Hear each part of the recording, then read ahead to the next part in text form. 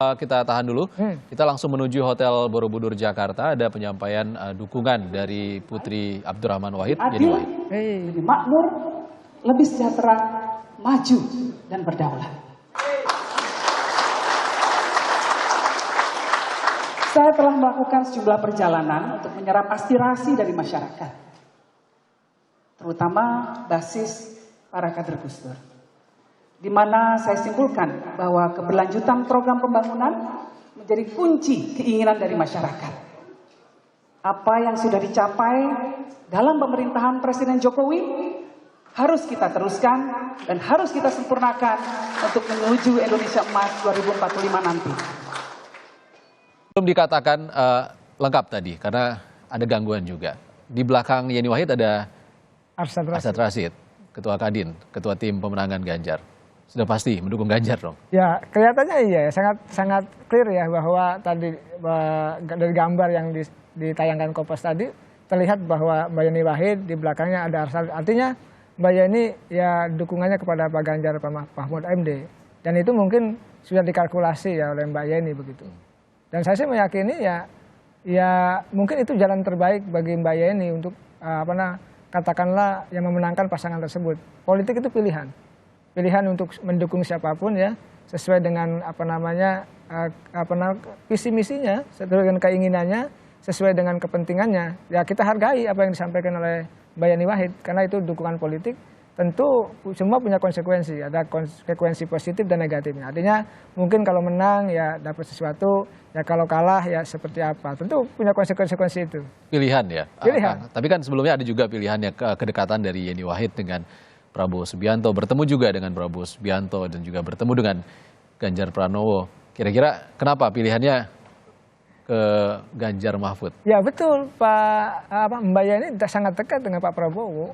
Bahkan ya kakek-kakek mereka juga sangat dekat. Bahkan katanya rumahnya dulu juga berdekatan gitu, keluarga besar Mbak Yeni dengan keluarga besar Pak Prabowo.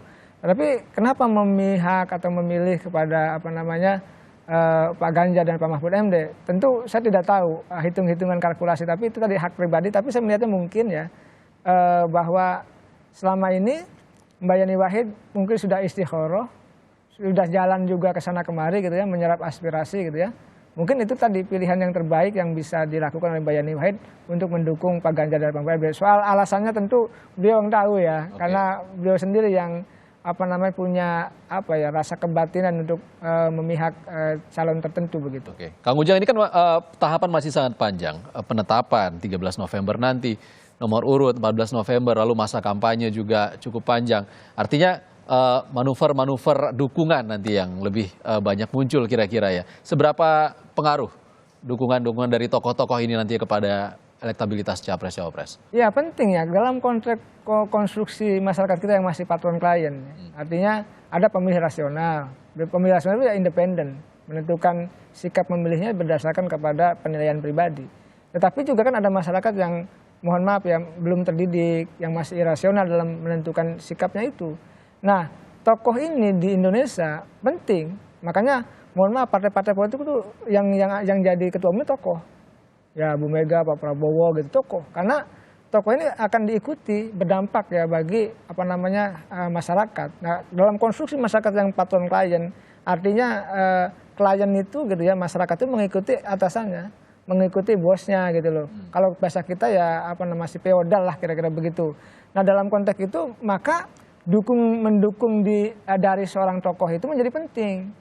Misalkan dukungan Mbak Yeni Wahid dari gerbong Gus Durian itu menjadi penting. Karena grassroots Gus Duriannya ya akan mendukung Pak Ganjar misalkan. Lalu misalkan ulama tertentu yang hebat, yang kuat, yang punya massa ribuan, itu menjadi penting. Karena dalam konteks itu ya dengan memegang tokohnya, maka suara yang dari bawah bisa didapatkan kan gitu. Tadi untuk menyasar pemilih-pemilih yang bukan rasional tadi. Nah, dalam konteks itu maka dukungan para tokoh itu menjadi penting. Dan gini Bang, di hidup ini kan ada dua Bang, orang hebat itu. Satu penyandang dana. Jadi kalau abang orang kaya nih, pengusaha penyandang dana itu kuat hebat kan. Wah bisa sumbang sana sini. Dan hidup kalau punya duit gagah gitu kan. Nah, itu. Yang kedua penyandang nama, punya nama besar. Nah dan dari kedua ini yang hebat ya dua-duanya. Dia punya dana, punya nama, itu keren. Nah dalam konteks dukung-mendukung itu tadi, ada juga yang tokoh yang punya dana besar dukung-mendukung gitu, itu juga pasti akan diikuti oleh orang-orang punya duit. Nah yang Mbak Yani Wahid nih, penyandang nama, punya nama besar. Ada anaknya seorang Gus Dur ya, mantan Presiden RI, lalu juga dengan jaringan Gus Duriannya gitu, itu penyandang nama.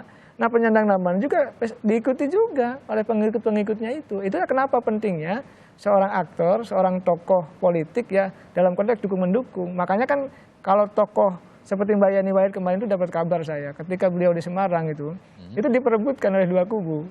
Jadi kubu Pak Ganjar memperebutkan, Pak Prabowo memperebutkan. Iya, saya dengar bahkan sudah siap dijemput di Semarang gitu untuk kemarin deklarasi lain sebagainya. Tapi ya Mbak Yani Wahid punya pilihan sendiri yang harus kita hargai gitu ya. Tadi ya dalam konteks dukungan tokoh itu menjadi penting. Makanya di kita itu tidak terlepas dari tokoh kok. Selama masyarakat kita masih mohon maaf belum rasional, belum terdidik yang tinggi gitu ya, maka situasi ketokohan itu figur itu menjadi penting di kita ini.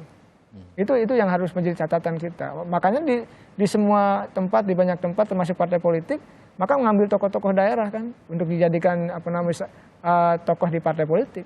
Semua institusi kepartaian itu membutuhkan figur-figur tertentu.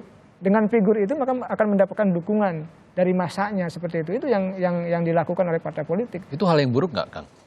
Ya dalam konteks tertentu hal yang umum yang biasa ya. Tetapi memang dalam kita berdemokrasi ya ada plus minusnya. Ya, mungkin plusnya mudah ya dimobilisasi gitu kan pendukungnya itu ketika sudah megang tokohnya. Tapi dalam konteks tertentu ya pendukungnya itu kan bisa diarahkan ya tidak berdasarkan kepada katakan pilihan rasionalitas dan pilihan hati nuraninya. Ya tentu semua kembali kepada publik. Apakah akan menjadi pemilih yang tadi mengikuti arahan dari elitnya, dari tokohnya, dari figurnya itu tidak masalah juga.